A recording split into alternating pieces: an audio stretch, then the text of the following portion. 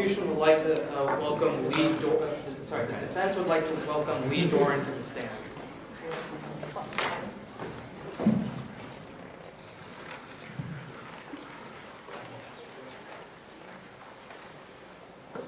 Doran, sir.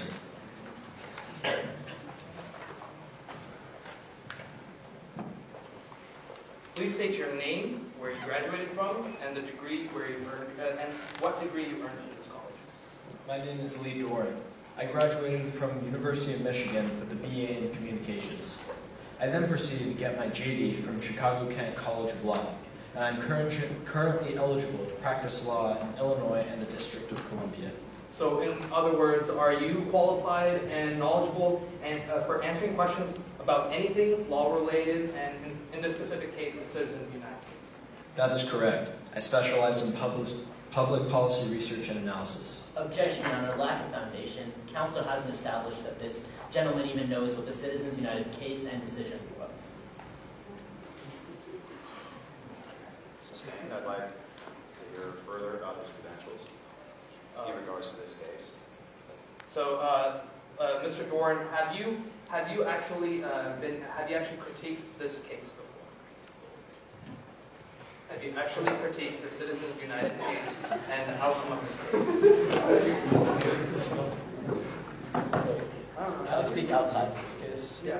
Wait, how? Yes. Foundation for which the court requires. Now, moving on. Moving on to the case itself, is the FEC ruling just limited to the corporation? Of course not. The FEC ruling pertains to 3 other areas, which include unions, nonprofit organizations, as well as PACs. Wait, if that's the case, how would democracy be lost if unions are one of the most democratic aspects of our country? I want to get something straight. We are not a democracy. We are a constitutional republic. There's quite a difference. A democracy is a mom's rule where the majority will always win. A constitutional republic, on the other hand, is when there exists a constitution to protect the minority from an infringement of their rights by the majority. However, to address your concerns over unions, you were right there would be any decrease in democracy at all.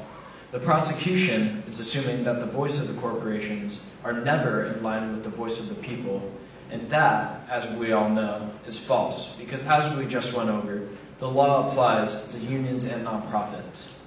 In fact, the ACLU, or the American Civil Liberties Union, sided with Citizens United on this case. Wait, but how can they side with Citizens United when they aren't profit-minded?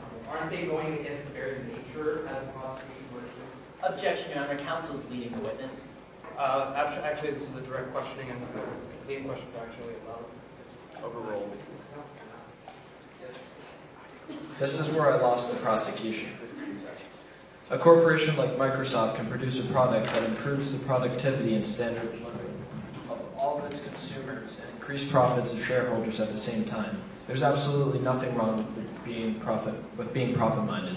A farmer doesn't farm because he loves the people he feeds. He's doing it to make money and sustain himself. Thank you. No further questions. Prosecution.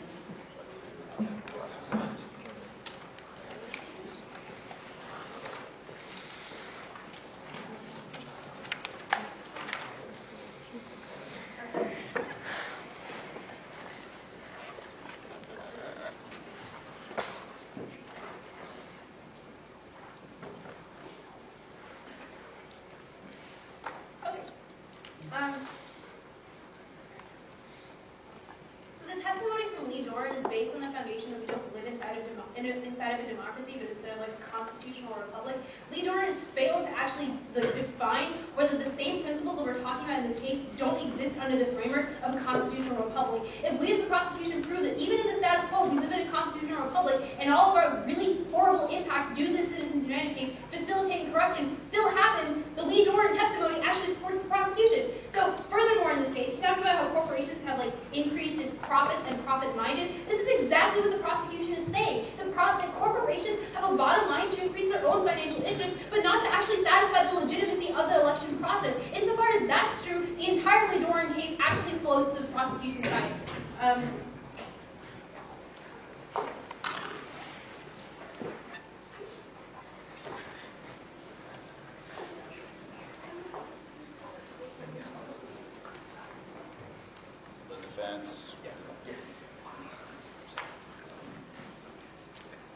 Now, what the lead door testimony was trying to prove is that the fact that precedence of corporate personhood has actually been legitimized within a constitutional republic, which is exactly what we live in right now.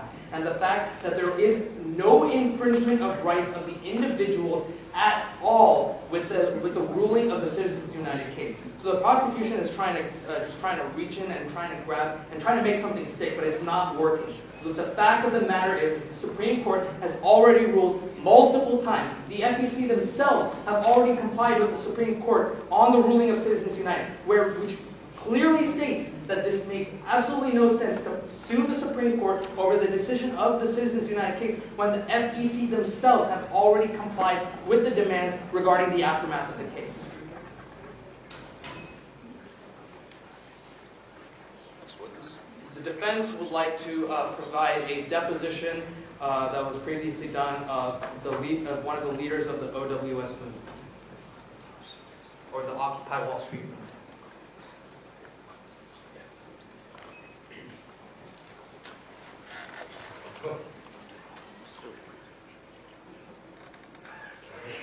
Speak for the record. Shelby West. Could you pause it?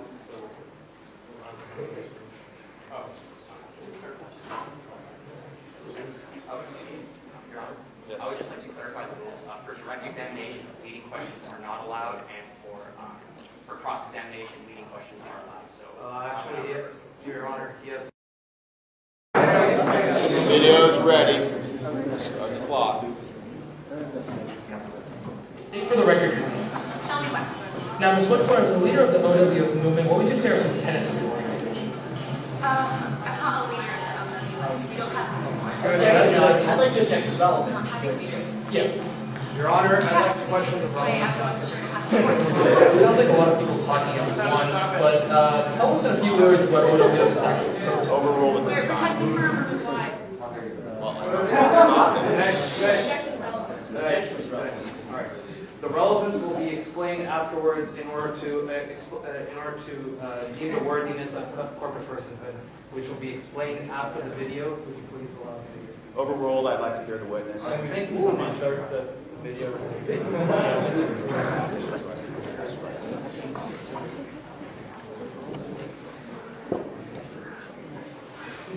May everyone's sure to have a voice. Sounds like a lot of Sure to have a voice.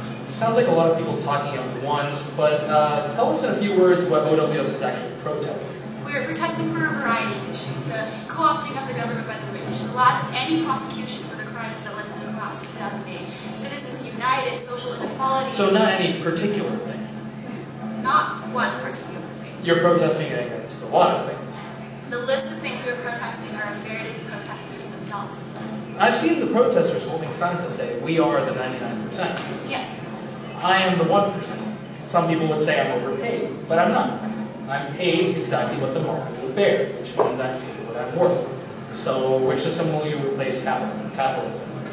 I wouldn't replace it with any system. I would make the system fair. By passing laws. Yes. It's Congress who does it. Yes. It's legislation like that that banks really fear, right? Yes. If your congressman or your senator or the chairman of the House Financial Services Committee or the Speaker of the House wanted to hear the demands of OWS, who would they be? We're not looking for a meeting. They wouldn't be able to meet with it, right? Look, I'm just trying to find the virtue of a leaderless movement where everyone's voices are heard. that isn't the point. We want everyone to look at Occupy Wall Street and ask themselves the question, why is this happening? I think that's been taken care of, but what happens after people ask themselves that question? Change becomes. How?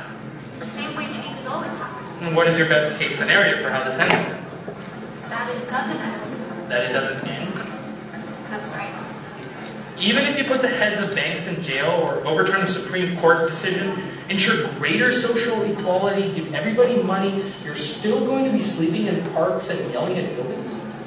Like most of the 1%, I don't think you're taking this seriously. Is there any chance that's because we're not? Is that it?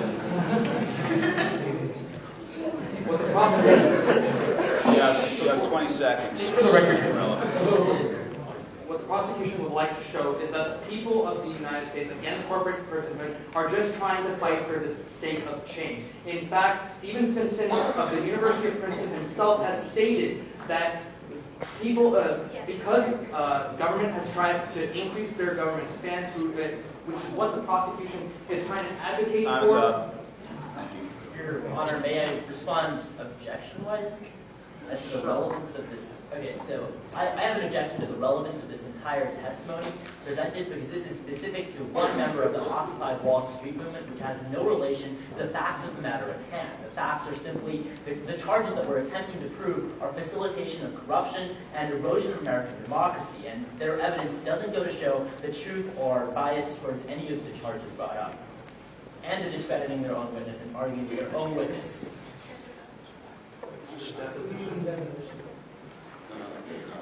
So this is just an objection. Okay, your objection is sustained.